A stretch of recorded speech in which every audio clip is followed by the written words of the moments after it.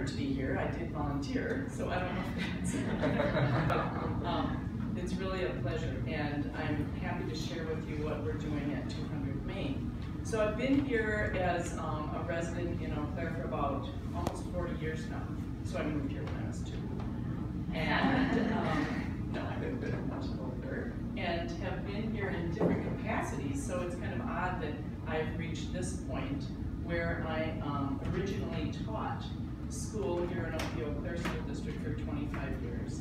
And after 25 years of teaching, and also with originally an art degree from Madison, I retired and decided I'd go follow a passion of art, and began with a place, a studio, an art studio at Mandarin Place.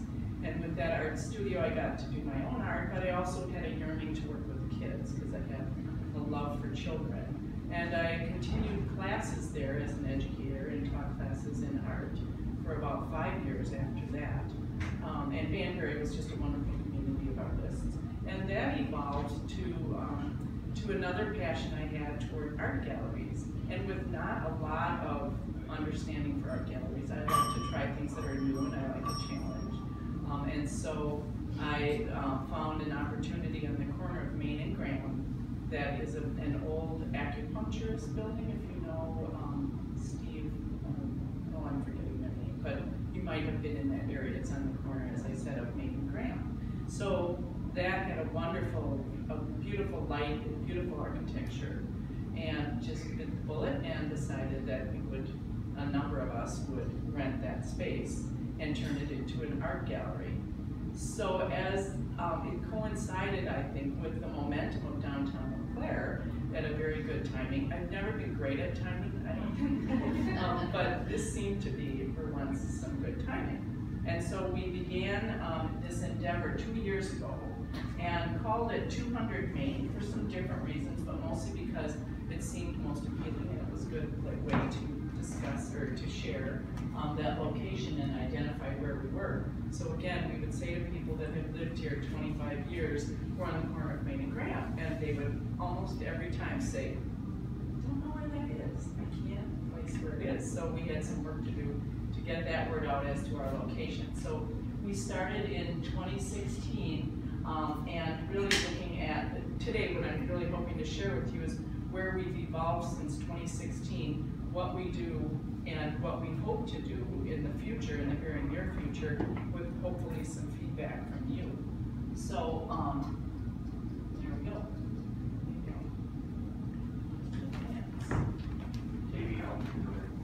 I might have done.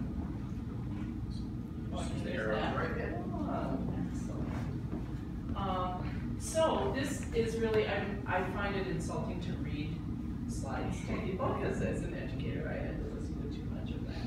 So as you can see, our definition of our creative economy, and if you look at really what the definition is, we have this going in Eau Claire big time, and we're very proud of, I think, our climate.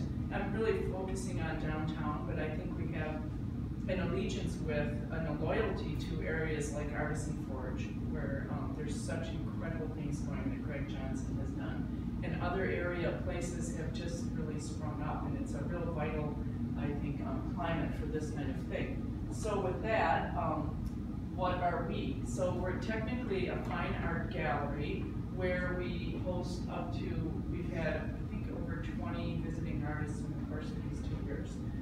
Many people will say, as they, I mean, I think people have even come in the Volume 1 local store saying, oh, I didn't know you existed. And they will say that to us, partially because we are limited in our hours as we've started up. And we still kind of think of ourselves as startup, but we also host many openings. We've had some readings, John Hildebrand. We have a small space. You can kind of see generally some of the art that we've taken in. It includes these identified pieces. And then within our, I guess I should back up, within our visiting artists, they're regional. And so we've had artists and sculptors and ceramicists and photographers very much locally, but as far away as Wausau and Madison and Stevens Point. We currently have someone from Marshall. So we're trying to be a little inclusive of regional areas and artists that are from a strong different demographic, so young, older, male, female. We have a transgender, others, so that we can be very inclusive of our artist community. And so that marketing methods for us might seem a little limited, partially because we don't have a website. That's one of the things that I'm hoping you might have suggestions for. But these are our methods. We were voted Best Gallery this year for Volume 1, so that's a huge boost for us. We feel very fortunate that the community has responded. I always feel, and I think as a small business owner, people might say, okay, let me get this straight. You're an artist, you're a teacher. What in the world are you doing as a small business person or an entrepreneur? And I think that's been kind of deep in my mindset for a long time. I feel very, I like that challenge, and I like business, and I really like the social aspect of all of those things. So I thrive on that. So we also donate. We do in-kind donations for many things, fundraisers and other things. And those are the things that I've learned, as generous as you want to be, I've learned that it can really compromise what you're doing too, so that once that ball starts rolling, everyone sees you as a contributor, which is very nice, but it's not the wisest business practices. So we do like that, and our future plans. If you look at the picture on the right, there we are, and that is what it looks like in front of our gallery since early May or the end of April. So we know dirt, and we know cones, and we know these machines that are literally coming right within, from here to there to our door. I find fascinating because that's another thing I'd like to do, operate one of those things that I just would love to do. So I watch the guys as they're doing that, and it really does compromise your traffic because a lot of our traffic is walking.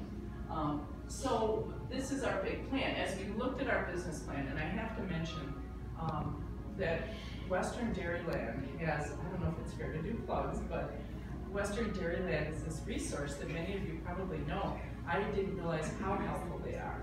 And so I went to a business writing class and wanted to brush up on how to write a business plan. And with that, I was told, well, you qualify for some help from us. And I don't know if I'm supposed to say names, but I'll just say Jacob was really helpful. And he did things for us in terms of a business plan that I would never have been able to do. And it was a real awareness for us that, and I say us because after having some partners, my husband Terry and I are both going to be the partners. Talk about a show. Yeah. We're going to be partners together as we go forward. And so with that, we really looked carefully at our business plan and what we have in terms of our profits. How do you, I don't even like those things about a business plan, but we had to be realistic. And looking at that plan, we really thought it's going to be hard to sustain this as we're doing it. We probably wouldn't exist if it weren't for Marshville Clinic coming and purchasing artwork for their new hospital and their cancer center and other area places where they have purchased larger numbers of artwork. So we're very grateful for that. But to sustain ourselves and to get people to come in can sometimes be challenging in Eau Claire specifically because people are a little uncomfortable with galleries, and we don't want to be exclusive. We're not interested in the stiff. You've been to some places like Santa Fe or Jackson Hole or the Southwest where you walk into a gallery and you feel like, oh my God, I don't know where to go, I don't know what to do. We really want to be inclusive and encouraging and welcoming. So to do that, we've hosted some, as I said, some readings.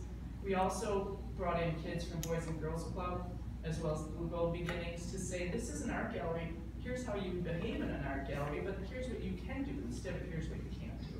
And so we're trying to foster that kind of acceptance. But in order to really sustain ourselves, wine seems to be coming into play. And so it's been something that as I reviewed what we really want to accomplish, it's really, we're thinking a way to encourage a social aspect that will also complement the things going on just blocks away at the Pablo Center, different area venues, the Metro. We're strongly allied with Shift in the sense that we support what they do, they support what we do. So that area, that little community we feel has a place for expanding to a wine bar, hosting patrons before and after events. And then this wouldn't be for a year or so. We'd like to do art rental programs for businesses. We don't see that happening a lot, but we do hear from people who say we don't have the wall space, or we don't know how to approach as a business getting some art. We don't know if we want to have a show or we want to rent. And so I think there might be a market for that. I'd welcome input on that. And then we want to be able to, and we've been advised, sure, it's nice to donate after you've got this to the area of nonprofits, but you first have to be able to make it, and you have to be successful before you can be generous. So, so that's really where we are. I think I'll just back up to that one. I might have lost it. So just to give you a sense of who we are and where we are, I think that's when I'm eager to hear some comments and suggestions from you. In terms of the liquor license that we're applying for, I'll just briefly mention it, and then if you have questions and observations about the process for liquor licenses, I would be glad to talk to you after, probably because we've been through so much with the city. But it's been a learning experience. As you can guess, I'll just say that we are anything but a tavern. But because of the League of Municipalities and the archaic nature of some of the laws on the books, you have to call yourself a tavern. And in applying for what is going to be the only liquor license left in Eau Claire, unless you want to pay $11,000, you guys are shaking your heads because you know this stuff. We are hoping to be